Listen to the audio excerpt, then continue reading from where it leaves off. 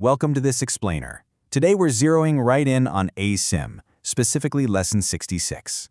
If you've been following along, you've probably caught on to a pretty big recurring theme lately, this deep connection between fulfilling your function, what you're actually meant to do, and achieving pure happiness. Well, today, we're taking a massive step forward to clarify exactly how those two things are related. So let's just dive right into the core lesson for today. It boldly states, my happiness and my function are one. It's telling us that our ultimate joy and our life's purpose aren't just connected or kind of sitting next to each other on a shelf. They're actually the exact same thing. This single idea is literally the foundation of everything we're going to unpack today. Now, you might be sitting there wondering, okay, if they're the exact same thing, why is that so incredibly hard for us to grasp? Well, we often miss this connection because their outward forms look totally different. You might think your function is a specific job or a heavy set of duties, while happiness looks like a relaxing beach vacation, right? But the text tells us that even though the forms look completely different to our eyes, their underlying content is completely 100% identical. But inside our minds, there is this relentless, kind of meaningless battle happening over what your function actually is.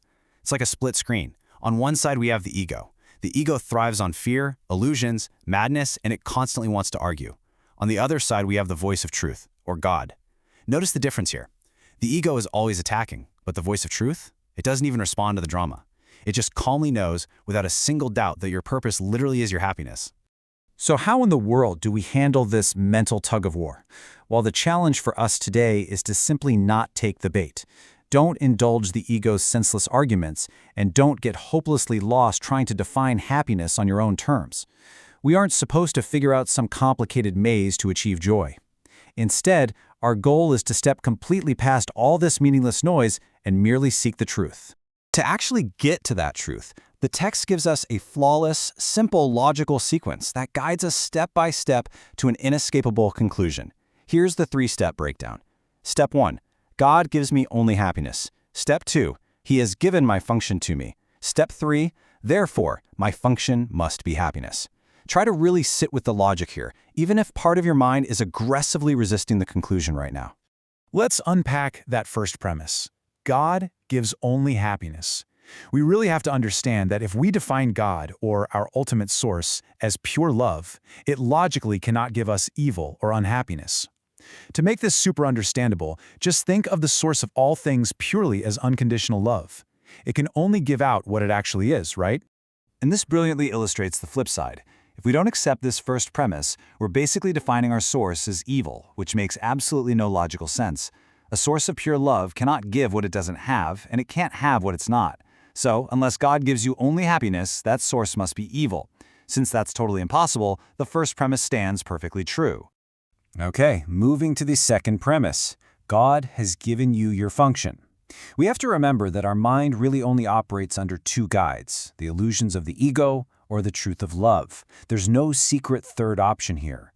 This means your true function was either established by truth or it was completely made up by the ego that you created to replace it. So ask yourself this. Could the ego, which is literally just an illusion based entirely on fear, ever actually establish a fulfilling purpose for you? Could it offer anything real? The answer is no. The ego doesn't actually have real gifts to give. It can only offer the illusion of gifts. It promises you the absolute world, but every single time it leaves you completely empty. To really drive this whole concept home, the text asks us to practice some brutal honesty today. Really reflect on the many ways you've previously tried to find purpose or salvation under the ego's direction. Think about all those times you told yourself, man, if I just get this specific job, or this relationship, or achieve this social status, then I'll finally be fulfilled. Just pause for a second. Really think about those past ego-driven pursuits. When you finally climbed that mountain and achieved that exact thing the ego promised would save you, did you actually find what you were looking for? Look back at those outcomes fairly and ask yourself, did those illusions actually result in genuine, lasting joy? Or did that shiny feeling of satisfaction fade almost immediately, leaving you right back where you started, desperately searching for the next big thing to temporarily fill the void? And honestly, did they bring you peace? Consider whether it was ever truly reasonable to expect lasting peace from anything the ego ever proposed. Think about it. The ego is built entirely on conflict and separation. Genuine peace is literally impossible within its framework.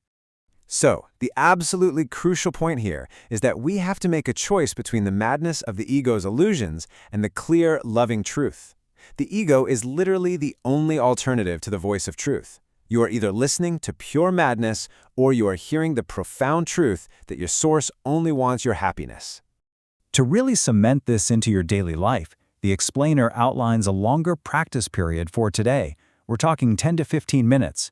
Set aside some quiet time to sit with these logical premises, review the thoughts, reflect honestly on your past experiences with the ego's empty promises, and consciously, actively make the choice for truth. By actually doing this exercise, you take a massive step forward in recognizing that all illusions stand on one side, and only the truth stands on the other. It's a giant stride in your perception. It helps us see the same as the same and the different as different. We finally wake up and realize that only the truth is true. And to keep this grounded while you're going about your day, the text recommends a shorter practice. Try a quick, minute-long check-in, maybe twice an hour. It takes almost no time at all, but it acts as a really powerful anchor to keep your mind from drifting right back into the ego's meaningless battles. Bringing it all back to where we started, this is the ultimate truth we have to remember to resolve all that inner conflict. My happiness and my function are one. You absolutely do not have to sacrifice your joy to fulfill your purpose in this world. Take this final thought with you as your short practice today, slowly repeating it to yourself. My happiness and function are one because God has given me both. Watch how it completely transforms your understanding of your own life's purpose. And I'll leave you with this final thought.